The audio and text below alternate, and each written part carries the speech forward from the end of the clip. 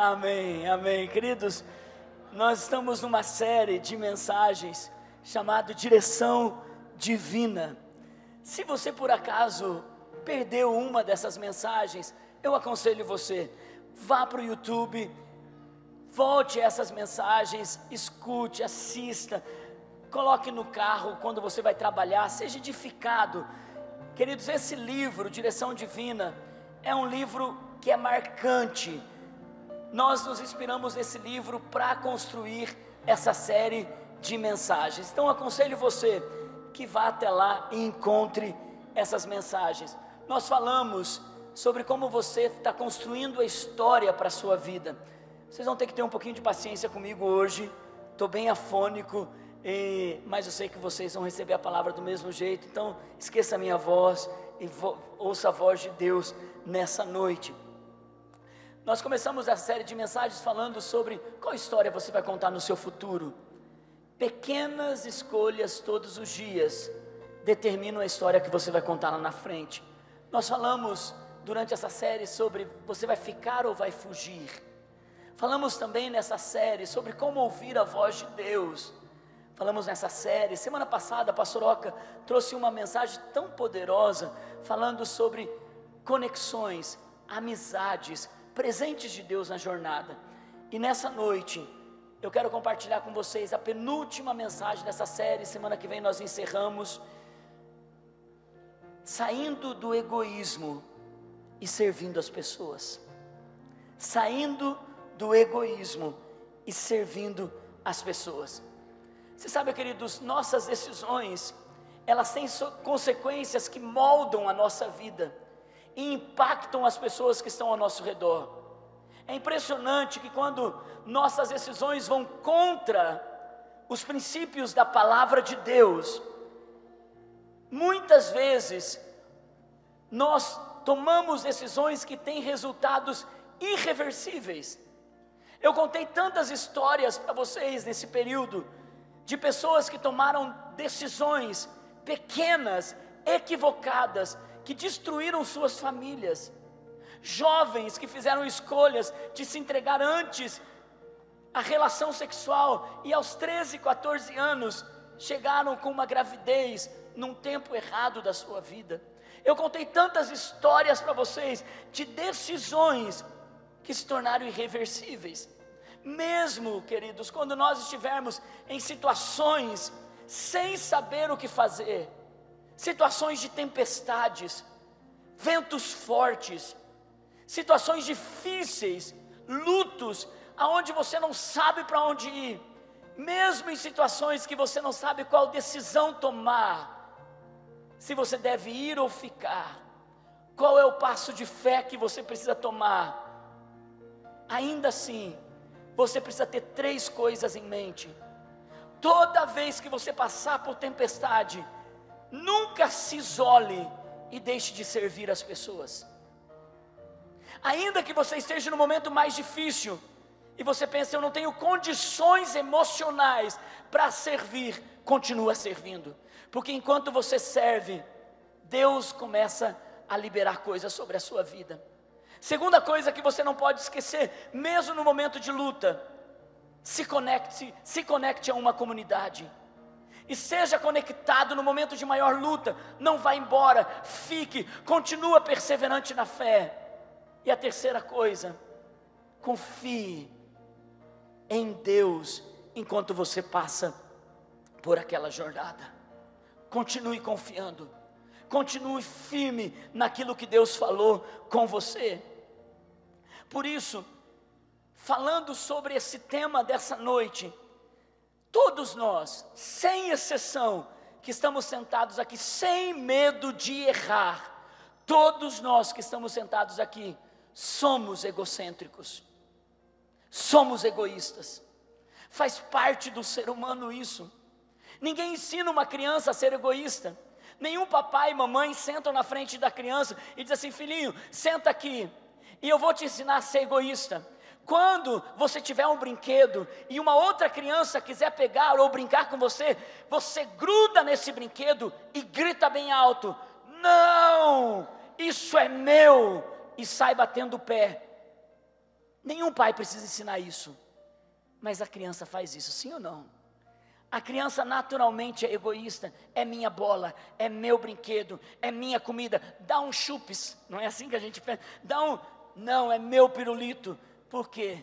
Porque a criança, e o pai fica dizendo, não, seja educado, não, brinque, reparta, contribua. Não é assim que a gente faz, gente, porque está na essência do ser humano, ser egocêntrico, ser egoísta. E muitas vezes nós não percebemos que quem nos governa, quem está no centro da nossa vida, somos nós mesmos. Eu mesmo, euzinho, as minhas preocupações, as minhas necessidades, o meu jeito, o meu prazer, a minha vontade, tem que ser como eu quero, tem que ser como eu gosto. Me sirvam, me tragam presentes, me façam com que eu me sinta melhor. Por quê? Porque eu preciso estar satisfeito, eu preciso estar bem. Todos tratamos de deixar bem claro quem realmente importa nessa vida. Eu, no máximo, a minha família, no máximo, quem mora comigo em minha casa. Sabe, queridos, muitas vezes, nós não percebemos as pessoas ao nosso redor, que elas têm necessidades, que elas precisam ser amadas, honradas, valorizadas.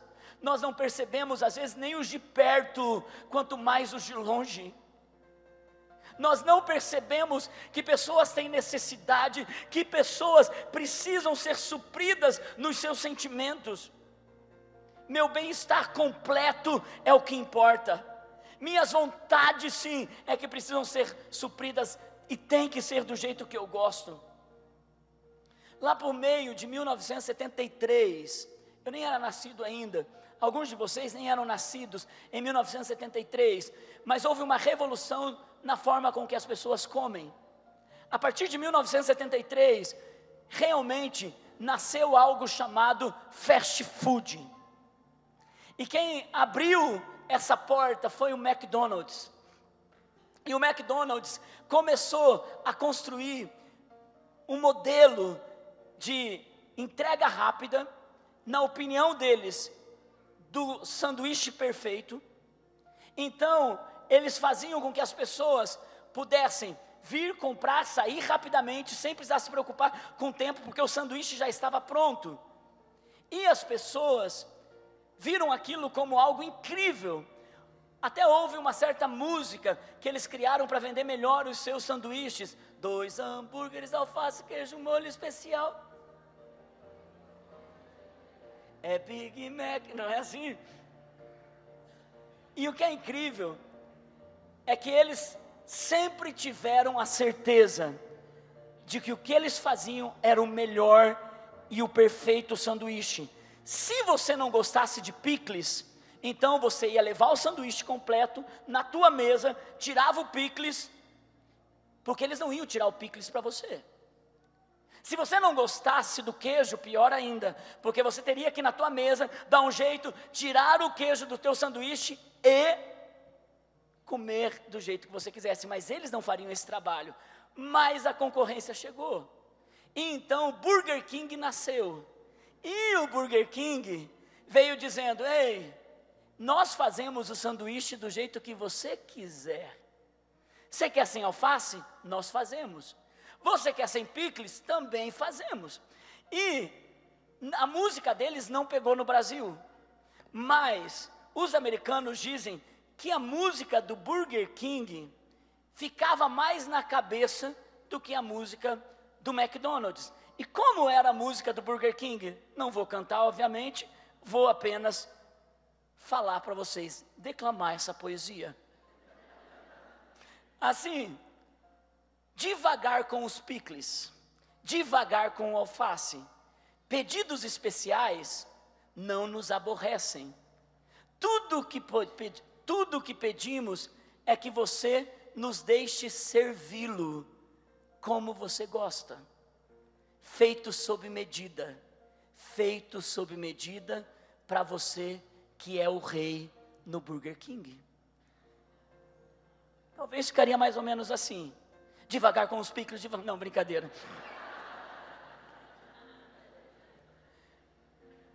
O fato é que o McDonald's, vendo a pressão, dizendo, vocês estão fazendo agora o sanduíche do jeito que as pessoas querem, nós também podemos. E agora você pode chegar no McDonald's, ainda que eles achem que é uma combinação perfeita, quero sem cebola, quero sem picles, e eles fazem sem fazer cara feia.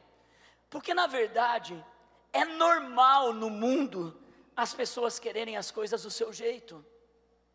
As pessoas quererem as coisas da forma que elas acham o melhor. Mas o que Jesus ensinou? O que o Evangelho de Jesus ensinou? O que de fato, de verdade tem nas palavras de Jesus? Ele disse que a vida não tem a ver somente conosco. E se nós queremos ouvir a direção divina, a vida não tem a ver apenas conosco. Mateus disse no Evangelho as palavras de Jesus, no capítulo 16, no versículo 24, ele disse aos seus discípulos, quem se considera discípulo de Jesus aqui?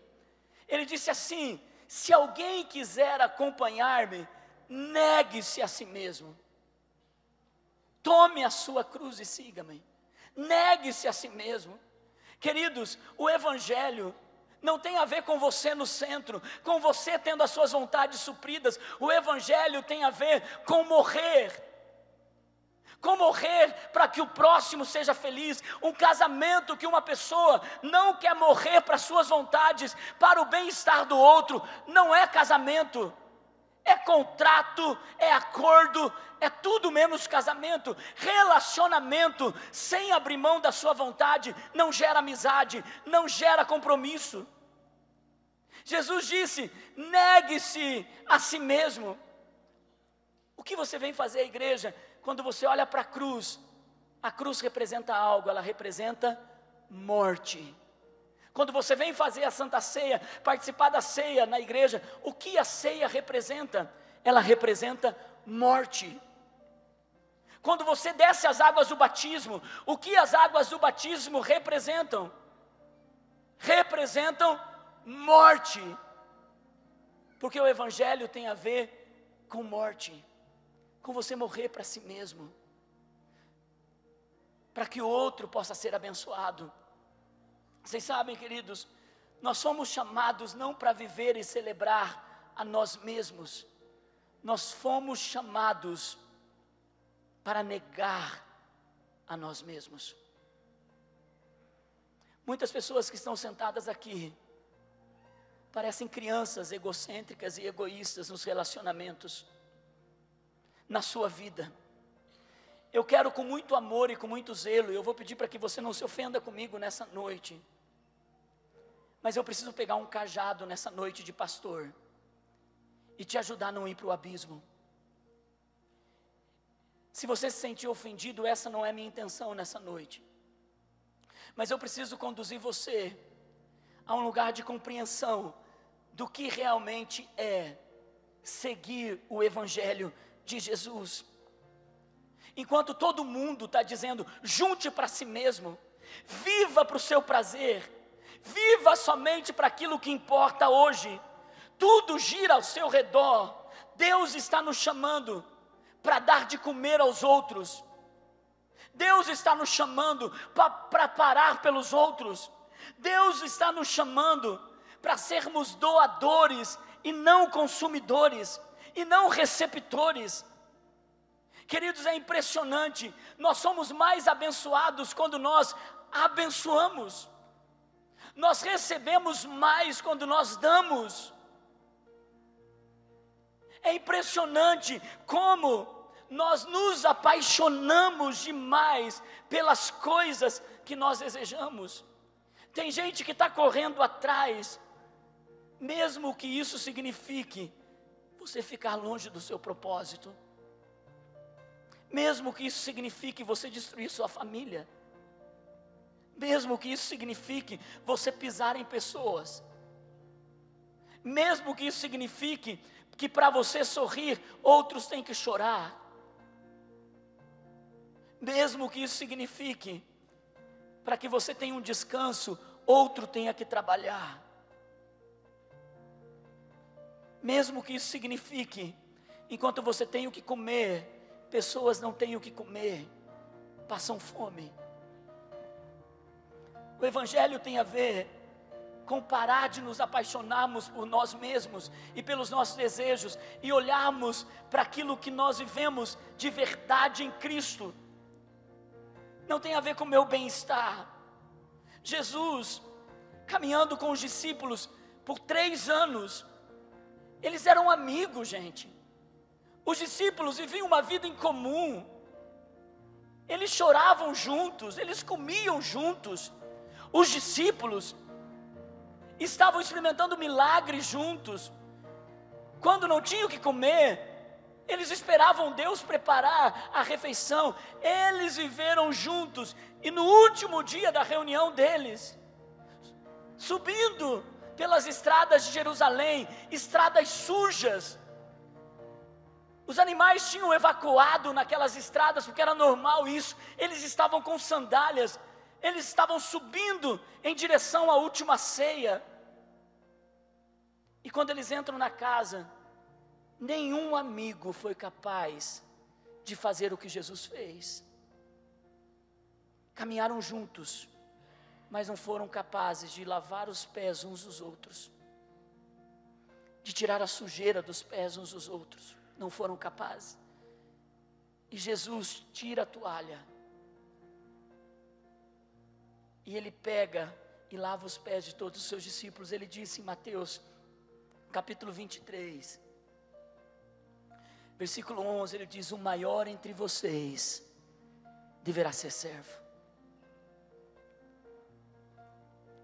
Se você se acha importante, o importante não é aquele que é servido, o importante é aquele que serve. A pessoa que tem status é aquele que serve, não é aquele que é servido. E eu tenho pensado muitas vezes o quanto eu sou egocêntrico, o quanto eu sou egoísta, o quanto eu olho para a minha equipe, olho para a minha família, e o quanto eu preciso crescer, porque quando eu não sirvo eu sou o menor.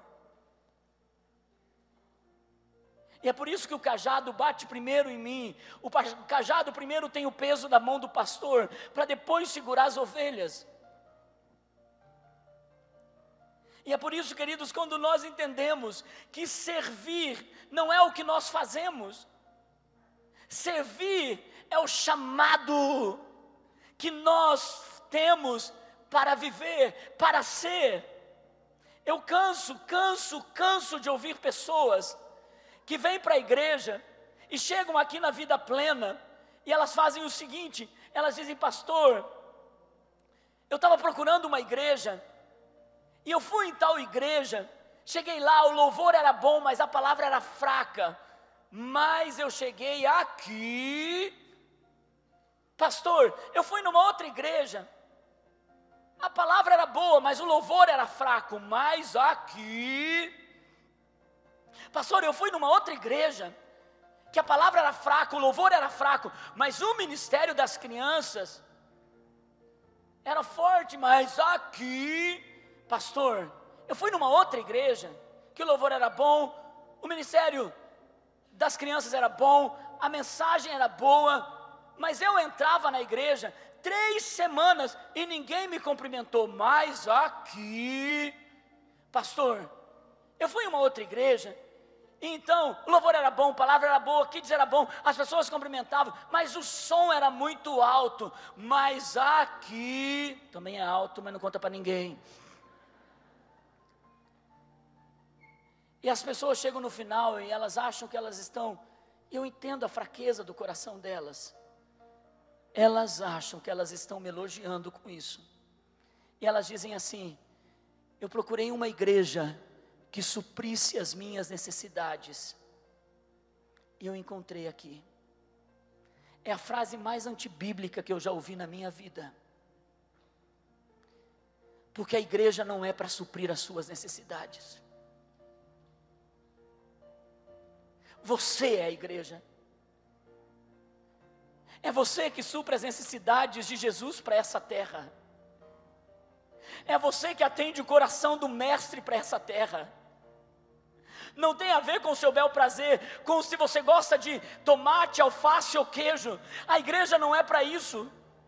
A igreja é para que você possa colocar os seus dons, é para que você possa desenvolver o seu caminhar em Deus. Queridos, é tão importante nós entendermos que a igreja não é um produto que supra as nossas necessidades. Quando uma pessoa muda sua mente em relação a isso, ele deixa de ser um consumidor espiritual, e ele passa a ser um colaborador, um doador espiritual. Porque quando a pessoa não muda a sua mentalidade em relação a isso, a igreja precisa suprir as minhas necessidades de louvor, de música, de som, de estacionamento.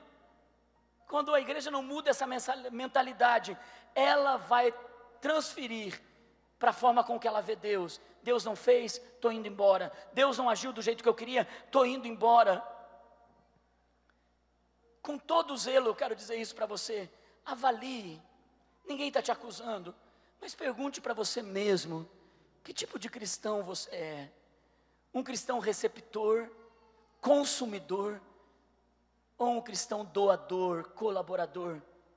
Por exemplo, queridos, quando você chega na igreja, e você tem que deixar seus filhos no berçário. Hoje de manhã tinha uns 30 pais lá no berçário, agora deve ter mais ou menos quase isso ou mais. Estão lá tentando ouvir a minha mensagem, com um monte de criança correndo lá dentro do berçário. Todos eles lá tentando ouvir minha mensagem. Sim ou não, gente? Depois por trás do vídeo. Quando você olha para a necessidade do berçário e diz assim, falta brinquedo aqui, falta uma limpeza aqui, você é um consumidor. Agora quando você olha para a necessidade e diz assim, falta um brinquedo, eu vou trazer o brinquedo. Falta uma limpeza, eu vou limpar isso aqui, vou chegar mais cedo e eu vou limpar, eu passo a ser um colaborador. Quando você deixa seus filhos no Kids, sabendo que a equipe está trabalhando 3 cultos todo domingo, para que você tenha um culto abençoado com as crianças lá, recebendo a palavra de Deus, e você não é capaz de dar um obrigado, ou até mesmo dizer, ei, eu posso vir um dia pelo menos servir um lanche para as crianças, eu posso vir um dia pelo menos servir aqui na porta com vocês, porque eu faço parte disso. Quando nós chegamos na igreja e nós percebemos a diferença no multimídia, está atrasado, e você diz, puxa, essa letra não está vindo na ordem, e você sabe mexer com o computador, e você não se oferece para servir, você é um consumidor e não um receptor, e não um colaborador. Quando você, queridos, chega no estacionamento, quantos perceberam que não tem mais buraco no estacionamento? Quantos perceberam? Vocês colocaram o carro no estacionamento. Alguns de vocês tiveram que deixar na rua. Mas quantos de vocês, sabe quantos meses ficaram aqueles buracos no estacionamento? Quantos meses, gente? Pastor, mais de 1 ano, não sei quanto tempo. Mas se você passou por lá, ontem os homens passaram o dia todo com enxada e a pá, cobrindo os buracos, limpando-os todos. E sabe o que eles mandaram depois, e o que eles falaram sobre essa limpeza? Eles falaram, nós passamos o dia, para que as mulheres tenham na conferência, um estacionamento organizado e uma igreja cheirosa para elas. Uma coisa é ver o buraco, outra coisa é tapar o buraco. Uma coisa é você sentar na cadeira que alguém pagou. Eu falo isso não pejorativamente. E você não contribuir com a casa de Deus. Não ser fiel nos seus dízimos. Algumas pessoas estão novas aqui hoje. E a minha igreja sabe que eu não trato desses assuntos. Mas eu preciso te ensinar que o evangelho não tem a ver com o seu bem-estar. O evangelho tem a ver com você servir. Um irmão carregando lixo. Cheguei mais cedo, ele estava carregando os lixos. E eu disse, irmão, não sabia que você trabalhava com isso. E ele disse para mim, pastor, eu faço isso, mas eu nunca vi. Ele disse, pastor, mas Deus está vendo. Uma jovem, estou vendo a líder aqui. Cheguei e eu vi ela com o filho servindo na recepção. Eu falei para ela, eu falei, amor, o que essa menina está servindo na recepção? Ela é líder de célula, uma excelente líder, está na intercessão e agora no ministério de recepção.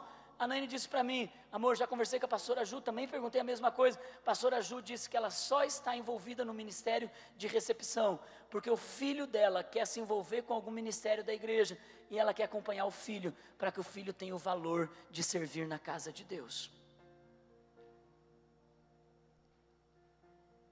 Queridos, quando a nossa própria oração é uma oração, que infelizmente tem mais a ver conosco do que com os outros. Senhor, me abençoa, Senhor, libera esse milagre, Senhor. Qual foi a última vez que você orou pelo próximo? Qual foi a última vez que a sua oração teve a ver com alguém que precisava, com a necessidade de outra pessoa? Eu não estou te acusando, eu não estou apontando o dedo para você, queridos. Eu só quero que você faça uma autocrítica de que tipo de evangelho Jesus te salvou para viver. É para você ser celebrado, para sua vontade ser celebrada, ou para você morrer para si mesmo e servir os outros? Alguns de vocês percebem o que os outros precisam e não agem em favor disso. O apóstolo Paulo, ele nos ensina que todos recebemos dons, todos. Alguns de vocês chegaram pela primeira vez aqui, e o Senhor colocou dons em você. O apóstolo Paulo nos ensina em Romanos capítulo 12, versículo 6 em diante. Ele diz assim: temos diferentes dons, de acordo com a graça que foi nos dada. Se alguém tem o dom de profetizar, use-o na proporção da sua fé. Se alguém, o seu dom é servir, sirva. Se é ensinar, ensine. Se é dar ânimo, encorajamento, que assim faça. Se é contribuir, que contribua generosamente. Se é exercer liderança, que a exerça com zelo. Se é mostrar misericórdia, que o faça com alegria. Os estudiosos dizem que numa igreja, apesar de ter os dons de 1 Coríntios, os ministérios de Efésios, mas numa igreja, quase 100% tem um desses dons que estão aqui. Você vai se encaixar nisso, não apenas no serviço da igreja, mas no dia a dia. Diga comigo: profetizar. Diga comigo: servir, ensinar, encorajar, contribuir, liderar e demonstrar misericórdia.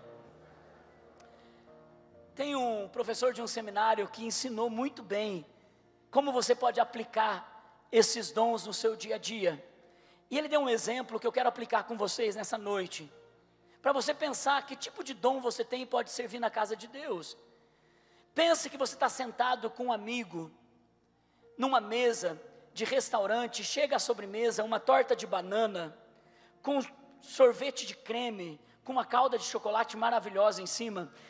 Eu estou de volta de doce até dia 1º de julho, então isso para mim tem muita importância. E aí o garçom chega e coloca esse prato perto da beirada da mesa. Você percebe aquilo, mas seu amigo guloso, ele já pega o garfo e já vai colocando ali no prato, e quando você percebe, o prato vira. Com aquela torta de banana quentinha, com aquele sorvete, com aquela calda de chocolate, e ele se espatifa no chão, aquele bolo, e faz uma bagunça. E aí entra, quem é você nos dons? Por exemplo, se você tem o dom de servir, você faria o quê? Você já pegaria: ei, me dá aqui um pano, deixa eu limpar isso, ei, me ajuda aqui, e você já começa a limpar. Alguém vem para se oferecer mais ajuda, você diz: não, pode deixar que eu limpo isso. Essa pessoa tem o dom de servir. Agora, se uma pessoa, olhando para tudo isso, ela diz: veja bem, na aerodinâmica do prato com o chão, isso ficou um pouco comprometido, porque era visível que, de uma forma clara, a ciência demonstra que isso cai. E Jesus nos ensinou uma coisa: aquele que quer ser servido, não coloque a mão no prato primeiro.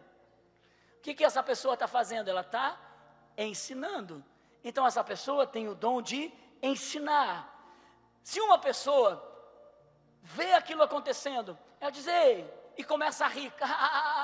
Não se preocupe, eu também já passei por isso. Uau, já aconteceu quantas vezes, eu também sou desastrado. Mas olha, isso não é nada, daqui a pouco trazem outro. O que essa pessoa tem? Tem o dom de encorajar, de dar ânimo.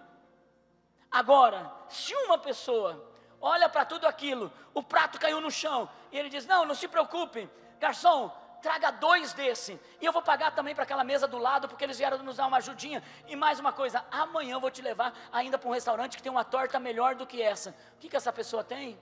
O dom de contribuir, ou de comer bastante. Agora, se uma pessoa vê aquilo caindo, ele se coloca em pé e diz: gente, você limpa, você passa o pano, você pega e vai preparar outra torta. Que tipo de pessoa é essa? Que dom que ela tem? De liderar. Ela tem o dom de liderar. E se uma pessoa, ao ver tudo isso, vendo que a pessoa ficou constrangida, passa a mão nas costas e diz: vai ficar tudo bem, não fique coração chateado não, eu estou sentindo o que você está sentindo, não se preocupe. O que essa pessoa tem? O dom de misericórdia. Agora, se essa pessoa, vendo tudo isso, levanta e diz assim: olha, quando eu vi que ele colocou o prato ali, eu já sabia que esse prato ia cair. Que dom que ele tem? De profecia. Ele tem o dom de profecia. Na verdade, queridos, todos nós podemos servir de alguma forma. Todos nós podemos de alguma forma contribuir com a vida de alguém, contribuir com a história de alguém, e isso começa dentro da nossa casa. Eu fiquei tão assustado, não nessa igreja, numa outra igreja que estava numa conferência de mulheres, e o pastor chegou e disse assim: irmãos, vocês vão servir suas mulheres lavando a louça para elas, quando elas chegarem do congresso, as louças vão estar lavadas. Não aqui, porque isso não acontece aqui, mas nessa igreja eu vi alguns irmãos dizendo assim: nada a ver isso, né?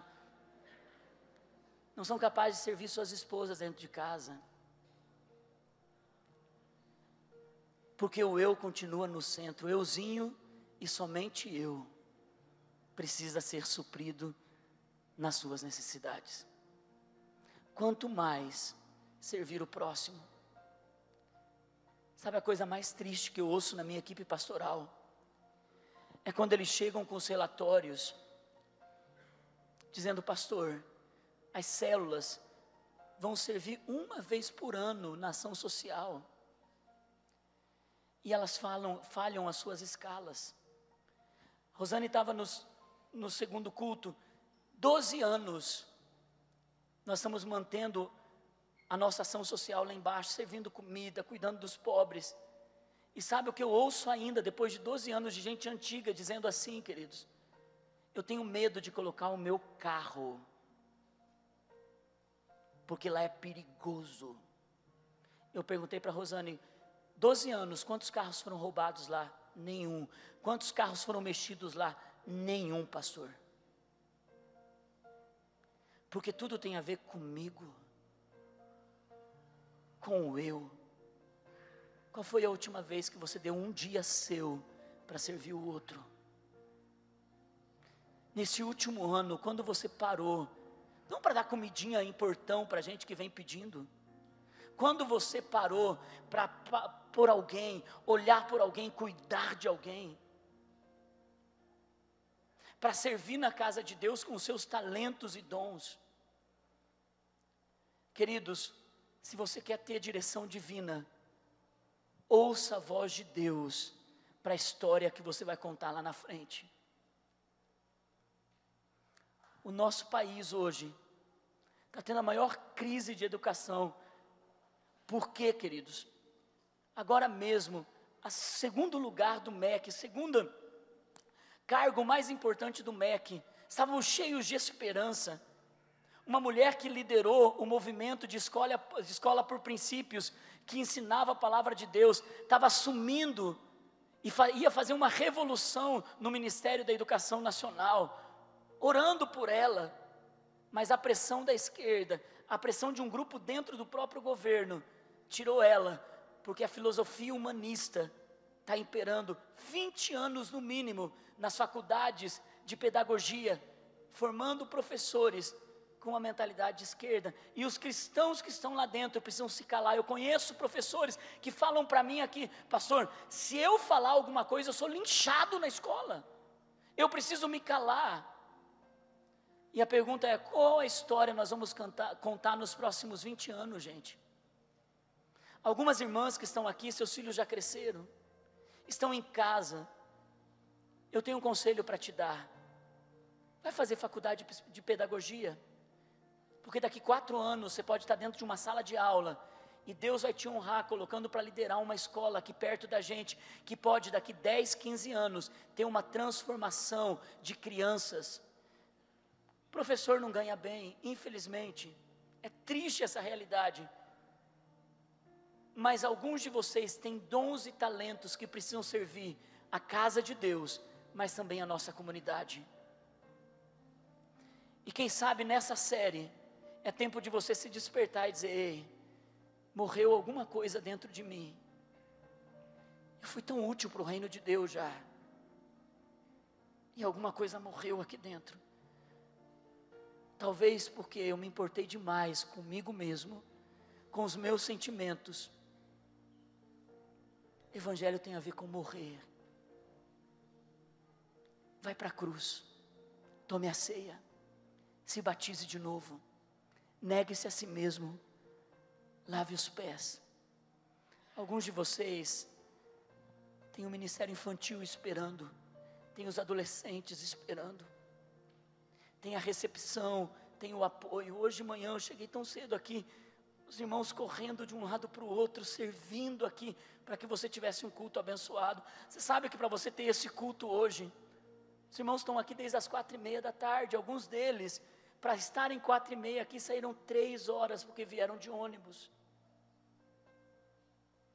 Você pode fazer algo. Pare de olhar o buraco no estacionamento e tape o buraco do estacionamento. Deus coloca em você algo que você percebe, para que você possa mudar. Então, queridos, eu não vou chamar ninguém para orar aqui na frente, não vou. Faça uma autocrítica: você é consumidor ou você é um doador? E Jesus ensinou isso: aquele que constrói sua vida na areia, ouve e não pratica. Aquele que constrói na rocha, ouve, pratica e tem segurança. Vamos nos colocar em pé.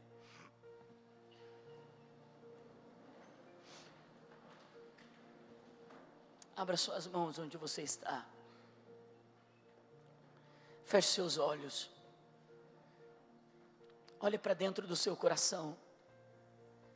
Algumas pessoas precisam retornar ao lugar onde pararam.